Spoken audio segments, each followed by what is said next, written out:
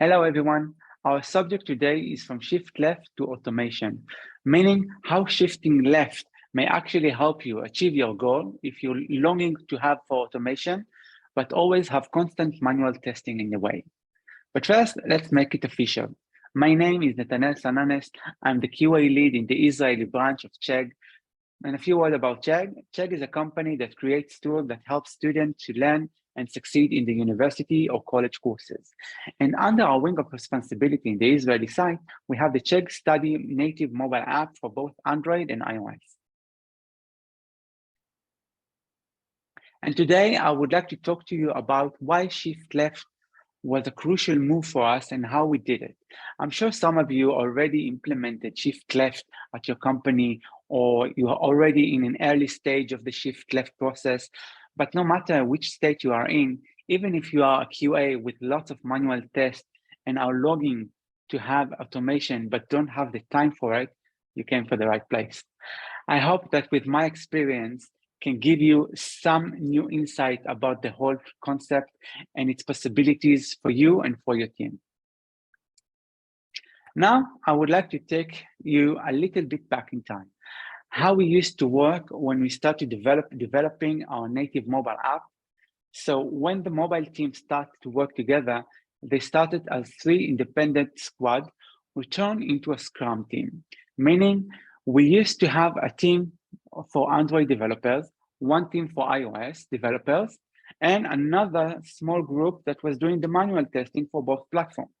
Then when more product and application needs to be developed, we evolve into the Scrum team we are today.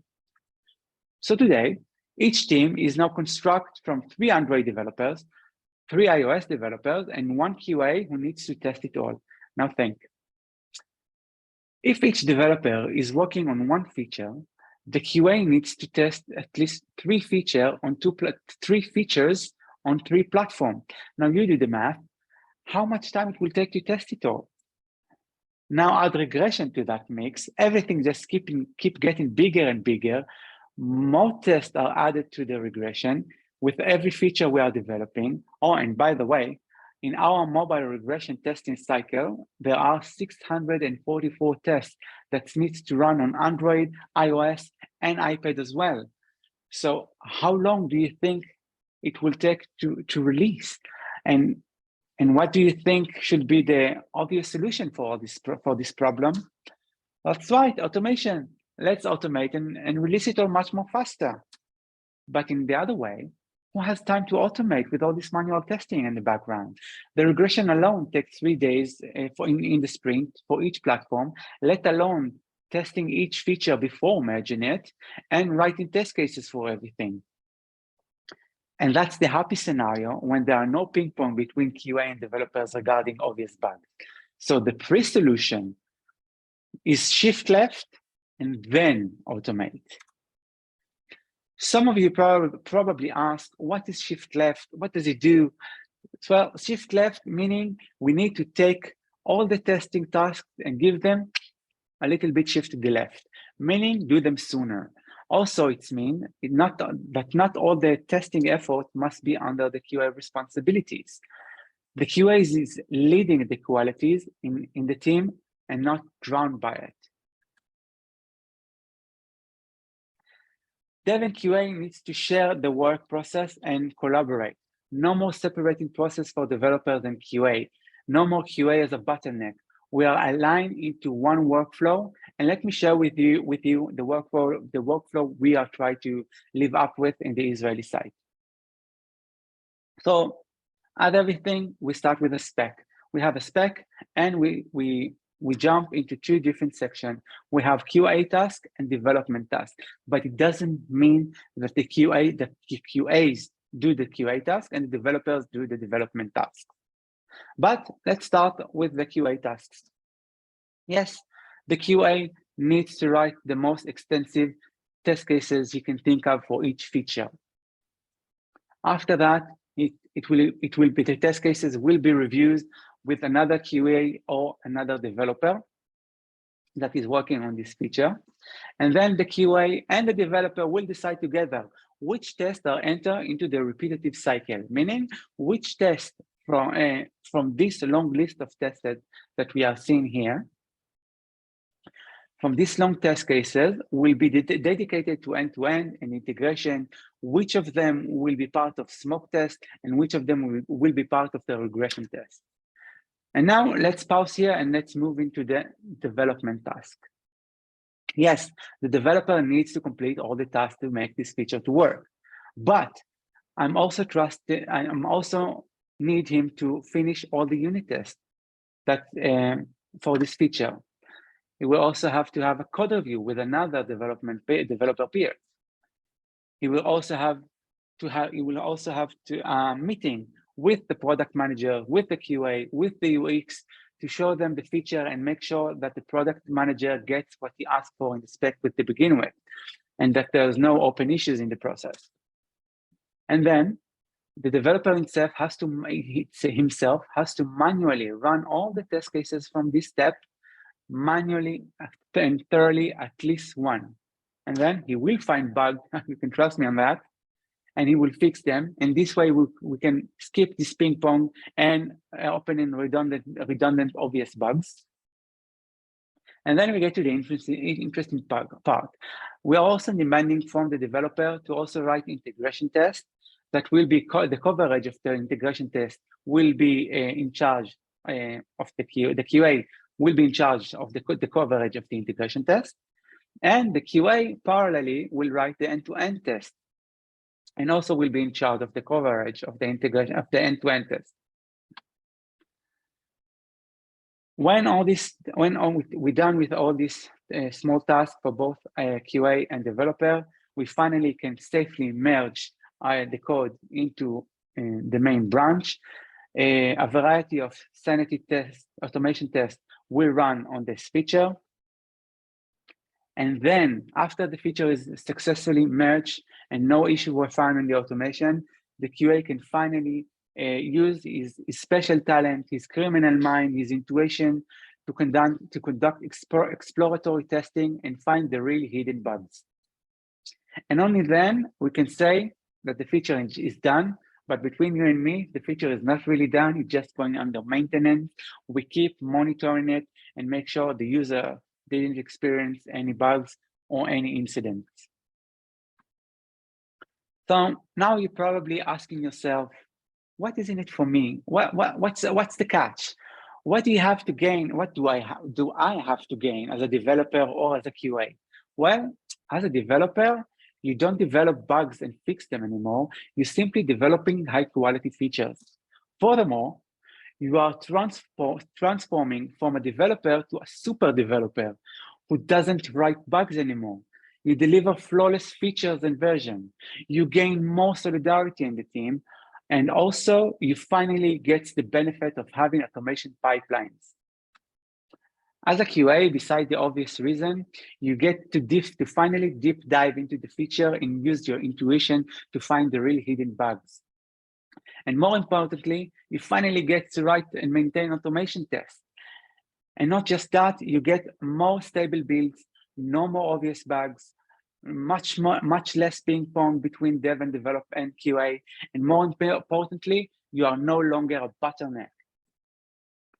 But in order to make sure this process will sink in and not lost on the way, each time a new developer, new QA, new even manager engineer join to the team, we walk through this process to make sure this is sink in and we all align in the same process and the same state of mind. In this way, we manage to convert our QAs into QEs. Our quality assurance personnel have evolved from manual testers into developers, into quality engineers. Now, remember the dream? So now we made it. We made the change. We made it. We changed to shift left. And let's talk about our automation. We worked together and managed to create an automation tool that is easy to develop to and easy to measure the coverage. Thanks to dependency injection techniques, we use the same code for Android and iOS. And maybe I will elaborate it in another summit because we are really proud in our automation tools. But furthermore, it makes our automation much more easy to maintain. We run our test on BrowserStack, which is platform we are using to run our test and on as many devices as possible. In this way, each test can be run on more than 50 different devices. That is a huge accomplishment and increase our quality tremendously. Another integral component in our automation is that we have a clear report that doesn't spam anybody. Now, allow me to elaborate a little bit about our report mechanism because we are very proud of it. Our report is not just for the QA, but for the developers as well. We get all our reports to a dedicated Slack channel. We have two kinds of reports. We have the smoke reports that occurs in every merge, and we have a daily regression report that's run every night as part of our pipeline. When there is something wrong, the developer or the QA gets a mention in the Slack channel. In this way, no one getting spam on every run. They get notified only if something gets wrong. Inside the message, they can see how many tests passed and failed, and there is a link to the full report. From the link to the full report, you can see what went wrong in the process. You can see all the test cases, all the tests that has been run, which test exactly has been failed. And inside the test, you can see the manual steps that has been taken, the device log, the test logs, and the full video of that leads to BrowserStack. And then you can see the exact flow and see exactly what's wrong. So basically, these reports give you everything you need to know to find the root cause of the problem. Given all that, we still ask ourselves, are we there yet? Well, not quite yet. We still have a lot of ground to cover, meaning we have lots of coverage to do. Therefore, we launch an hackathon, which is an automation hackathon. For 2 days straight, the entire mobile QE team sat together to solve flaky tests and create coverage. No meetings, no kids, no distraction, only eating and coding together. And honestly, working together for 2 whole days make it fun and much productive. We could help each other easily, and we covered lots of ground. And that was a huge boost to our coverage and to our team bonding. Besides coverage, what are we planning to do next? In these days, our main focus is on UI testing. Now we start to support other languages beside English. As we all know, changing language might break the UI. So very recently, we start to use ApplyTools as our new testing framework, or maybe additional testing framework, to make sure our UI doesn't break due to a different devices, due to a different device size, due to a different vendor OS, because of a localization change. Our next effort will be to add an accessibility test for mobile. We are planning to add accessibility tests that will alert us if there is any element inside our app that is not accessible to those with hearing or seeing disadvantage. We will be able to identify the accessibility bugs and fix them right away, and hopefully before our user will notice.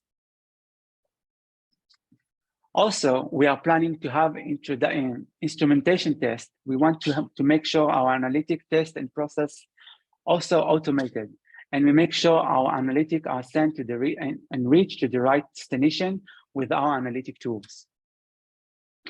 All this transformation from manual testing to automation was possible when we started to understand that the entire team, not only the QA, own the responsibility for quality. All the tests, all these automated tools we managed to create serve the developers and the QA all the same.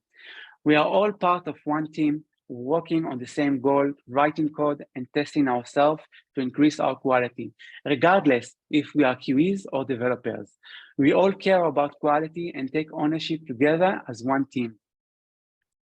Thank you so much for listening. I hope that some of you sympathize with our situation before the shift left, and anyone who experienced this pain, wanting automation but don't have the time for it, can now learn from our process and try to break the wheel of endless manual testing and change the way of the team thinks and work. So you will be able to collaborate as a team that everybody in it is responsible for the product and its quality. Thank you so much. Anyone has any questions?